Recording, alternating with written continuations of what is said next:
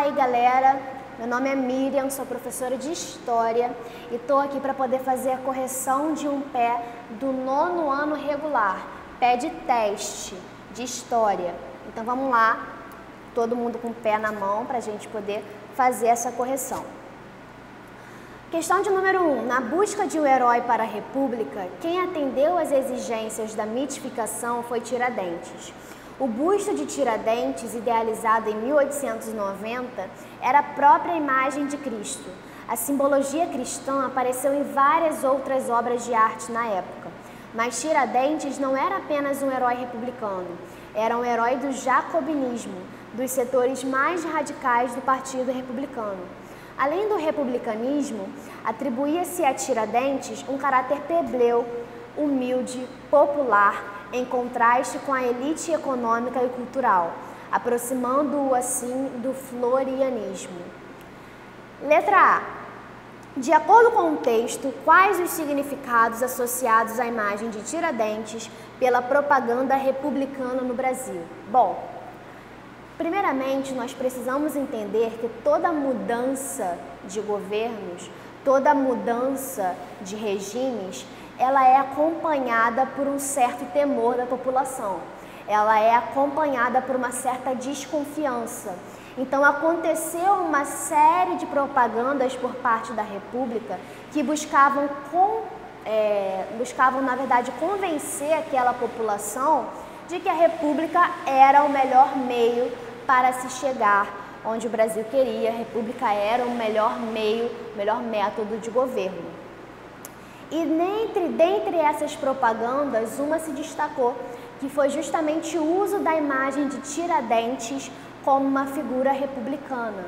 Porque Tiradentes, ele vai simplesmente lá atrás, há muito tempo, lá na Inconfidência Mineira, ele vai se colocar como uma figura de oposição, ele vai se botar como uma figura de basta à dominação portuguesa no Brasil. E aí é claro que a gente precisa entender que lá na Inconfidência Mineira ainda não existia essa questão do Brasil como os republicanos estavam querendo montar. Só que eles utilizaram dessa imagem do Tiradentes como um mártir do povo, um mártir republicano, como se lá atrás ele já estivesse querendo dar um basta à dominação portuguesa no Brasil, um basta o Brasil como um todo estar sendo dominado pelas questões portuguesas. E por isso ele vai ser o grande escolhido como a cara do republicanismo no Brasil.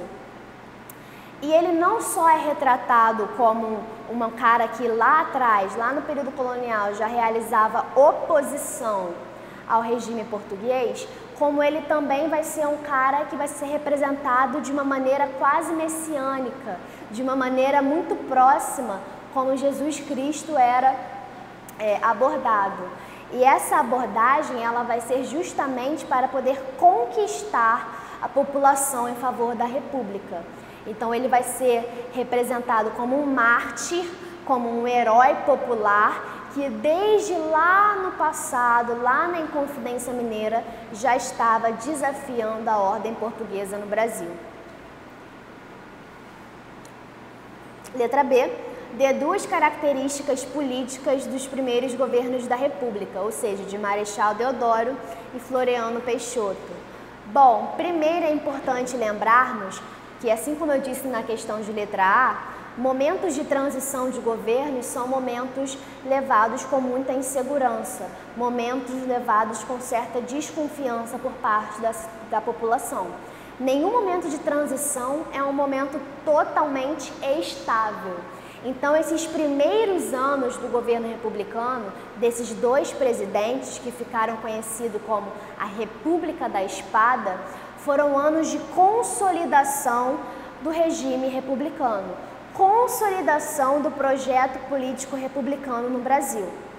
Então, o primeiro momento, a primeira característica é que foram anos de consolidação desse projeto político. Um exemplo desse projeto de consolidação era justamente a promulgação de uma nova Constituição, uma Constituição republicana, que traz um novo modelo para o Brasil. Então vamos lá. A questão está pedindo duas características políticas. A primeira delas nós já falamos, que foram justamente anos de consolidação do modelo republicano, como, por exemplo, pode ser evidenciado pela nova Constituição que vai ser outorgada, que vai ser colocada em prática.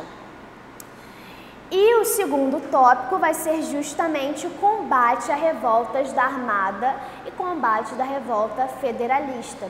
Porque, como eu falei para vocês, momentos de transição, momentos de mudanças no governo não são acompanhados de estabilidade, são acompanhados de instabilidade. E a instabilidade vai ser concretizada por meio dessas duas revoltas, revolta federalista e revolta da Armada, que serão prontamente acabadas por meio do governo republicano. Vão ser esses primeiros anos um pouco mais pesados, anos em que vai ter um pouco mais de conturbação política, porque vão ser os primeiros anos de consolidação desse novo projeto político. Então, se está pedindo duas características, nós podemos dizer a consolidação do modelo republicano por meio da Constituição proposta, e nós temos também o combate a revoltas, como a revolta da Armada e a revolta federalista. Então, vamos para a questão de número 2, e ela diz o seguinte: a charge a seguir apresenta uma crítica às práticas do Brasil da década de 1920. Especialmente no momento das eleições.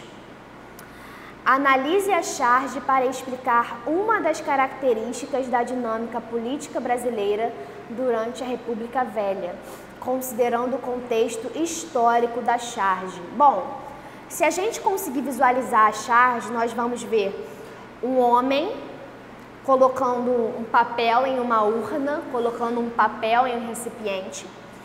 E esse homem, ele tem orelhas de burro, tem orelhas de burro, ele tem aquelas viseiras, aqueles troços que tampam assim os olhos dos cavalos, que fazem eles olharem só para frente. E ele tem um homem montado em cima dele, remetendo basicamente como se fosse um burro, um jumento, que estivesse carregando um homem em suas costas. Bom, esse homem em suas costas representa um coronel, e essa característica da República Velha, essa característica é a característica do voto de cabresto. O que era o voto de cabresto?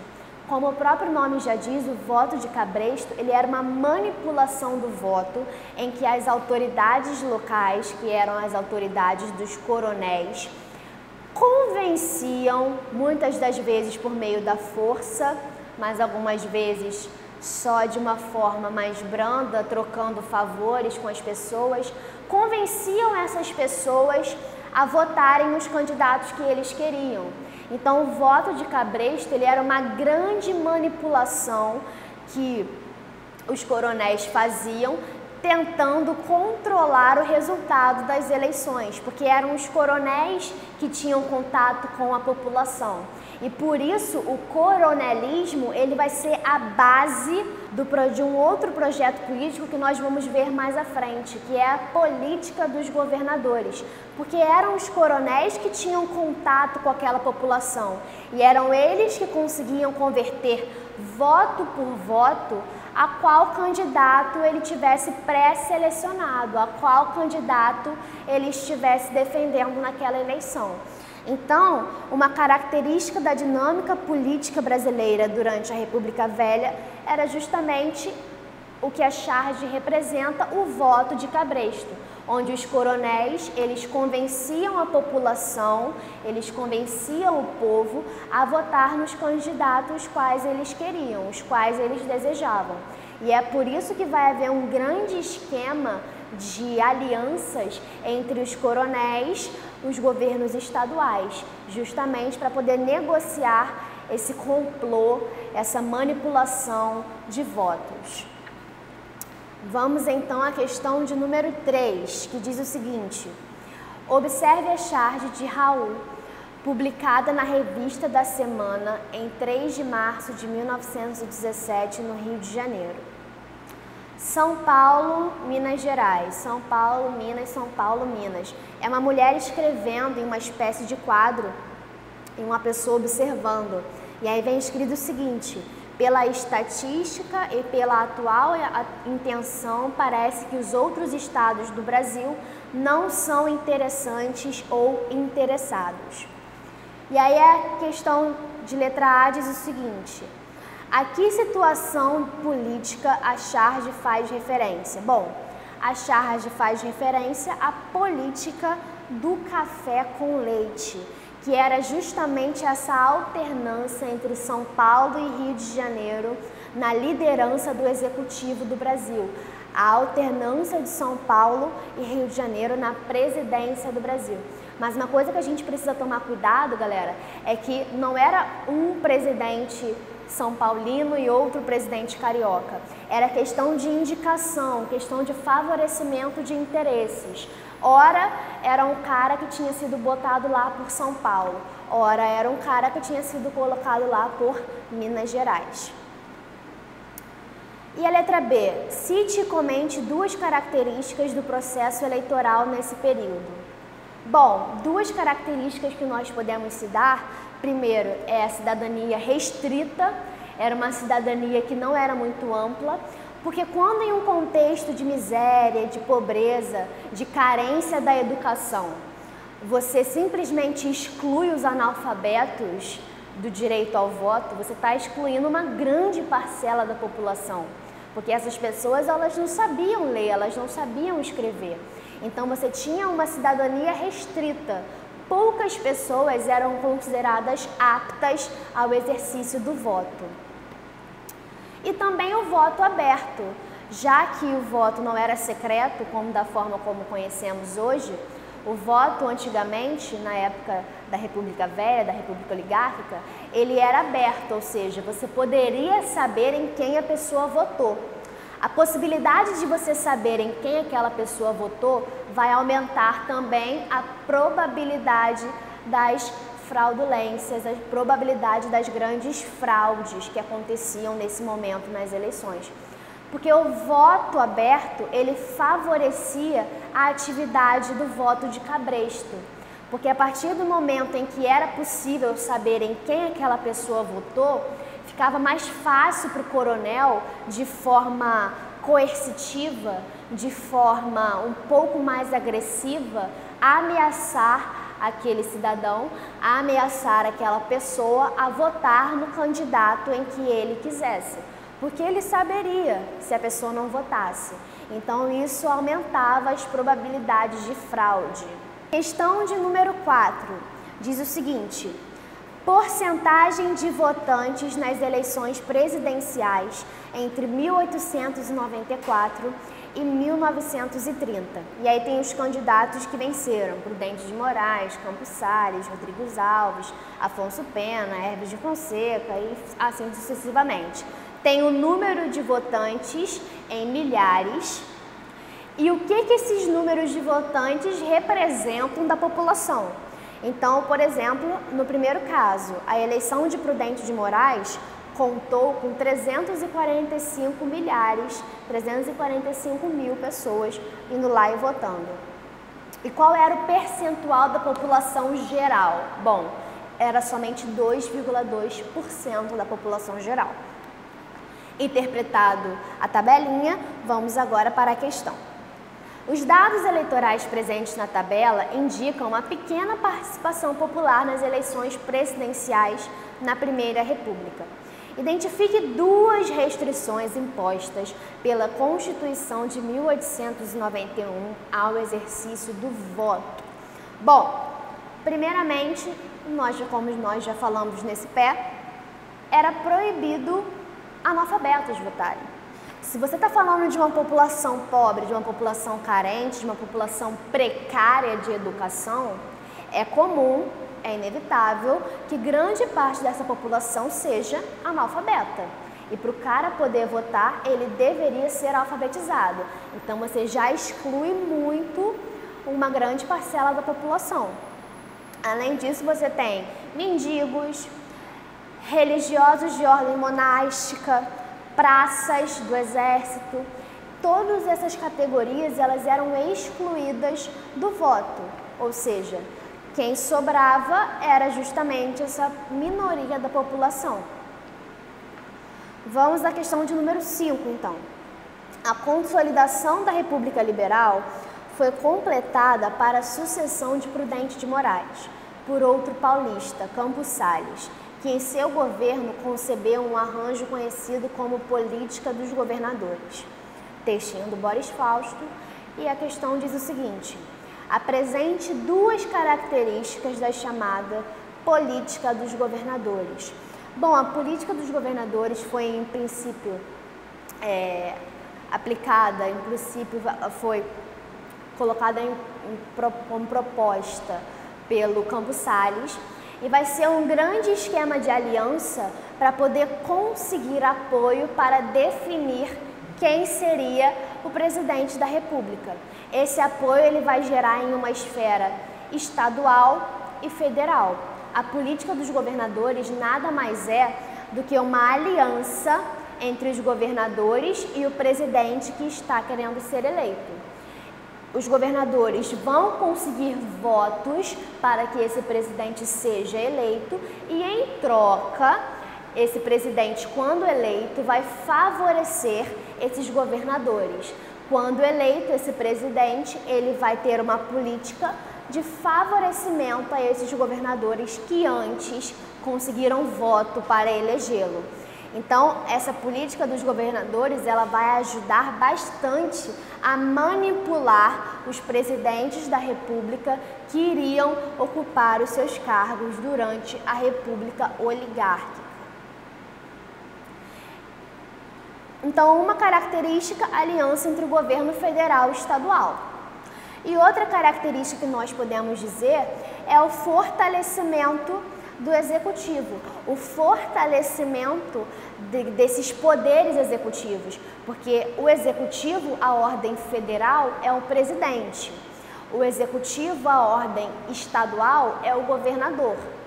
Então, quando você faz esses caras formarem uma aliança para poder definir quem é que vai ser o novo presidente e qual governo vai ser favorecido em seu mandato, você está fortalecendo o poder desses caras, o poder do executivo federal e do executivo estadual. Eles, basicamente, entre eles, conseguiam definir coisas que deveriam ter a influência do legislativo e do judiciário também. Outra característica que nós podemos ressaltar também é o reforço das autoridades locais. Por quê? Bom, a política dos governadores, ela é baseada no agaranhamento de voto, ela é baseada na conquista de votos. É uma política, é uma aliança entre o governo federal e o governo estadual. Mas o governador, ele está presente no dia a dia do cidadão? O governador, ele tem essa capacidade de manipulação do povo como um todo, de uma forma geral, sem que fique algo muito escrachado? Ele não tem. E por isso ele vai contar com a figura de um outro cara, a figura de um outro elemento que vai ser muito importante para a política dos governadores, que é justamente a figura do coronel.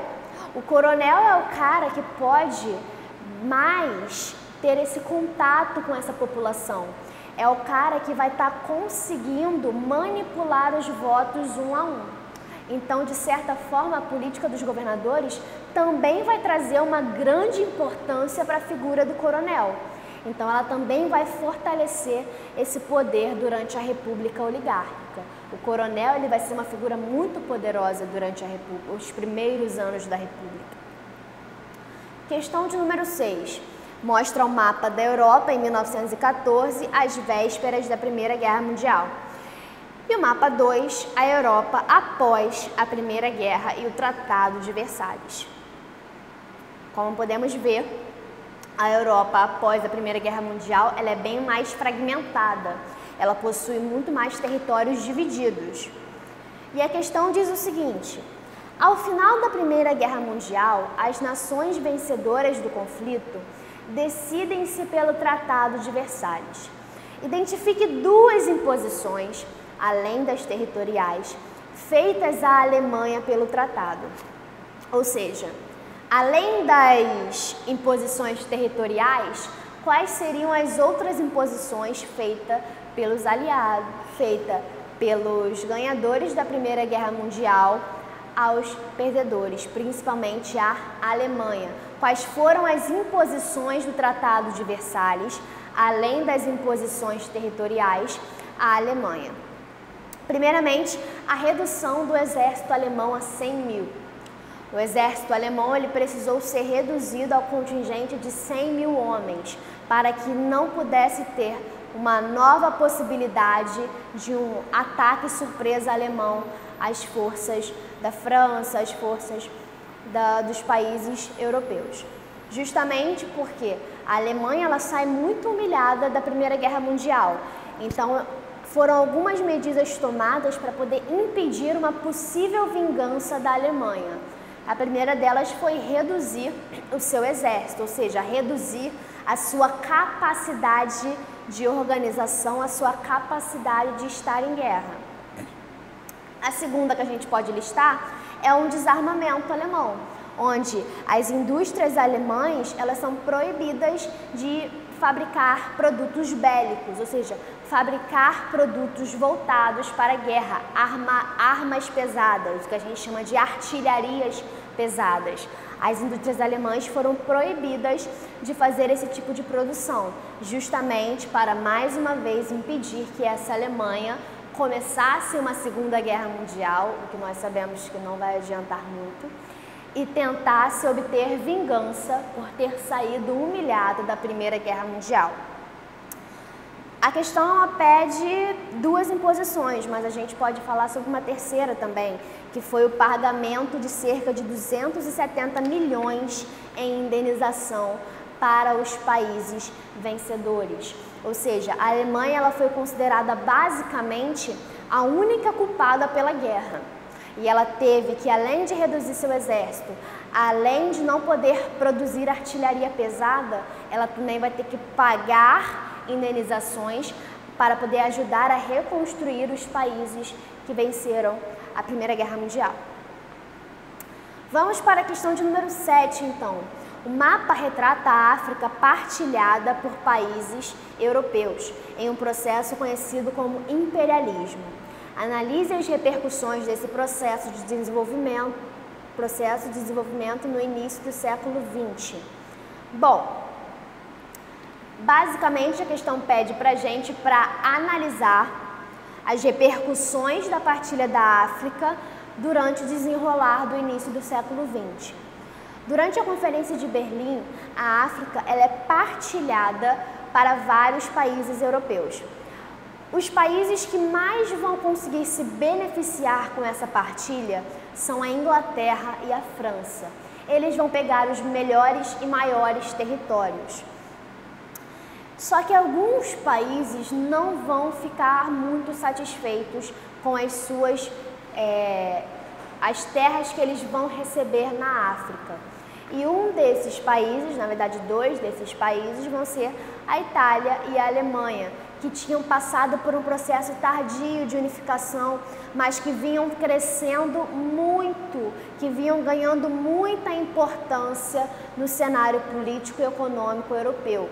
Então, basicamente, durante a partilha da África, nós tivemos dois países, duas regiões que foram privilegiadas, que foram o país da Inglaterra e da França, que ocuparam regiões privilegiadas.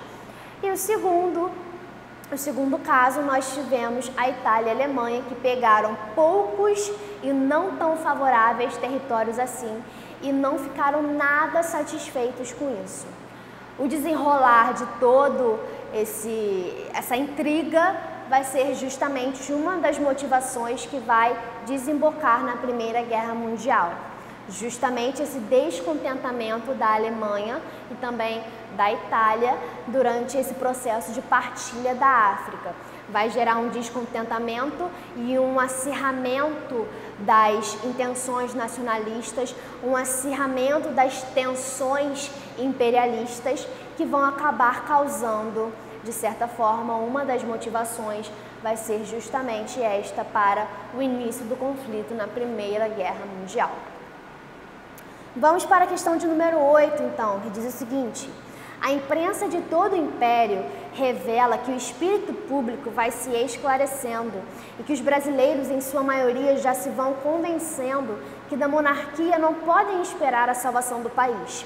Venha, pois, a República e quanto antes. Venha a República sem revolução armada, sem derramamento de sangue de irmãos. Venha ela do triunfo das ideias democráticas da grande maioria do país e da profunda convicção de que a monarquia é incapaz de salvar o país. Vamos então para a questão. Ela diz o seguinte: cite um dos segmentos sociais que serviram de sustentação à monarquia brasileira e explique o motivo do afastamento desse segmento em relação à sorte do império. Ou seja, a questão está pedindo para a gente falar um segmento que era uma base, uma sustentação da monarquia, mas que vai acabar se voltando contra ela quando afastar esse apoio. Bom, um dos segmentos sociais é o clero, que vai haver aquela desavença entre o Vaticano e o governo de Dom Pedro, devido ao padroado e beneplácito, e aí o que vai acontecer vai ser uma questão religiosa, onde alguns setores da Igreja Católica vão abandonar o seu apoio em relação ao Império.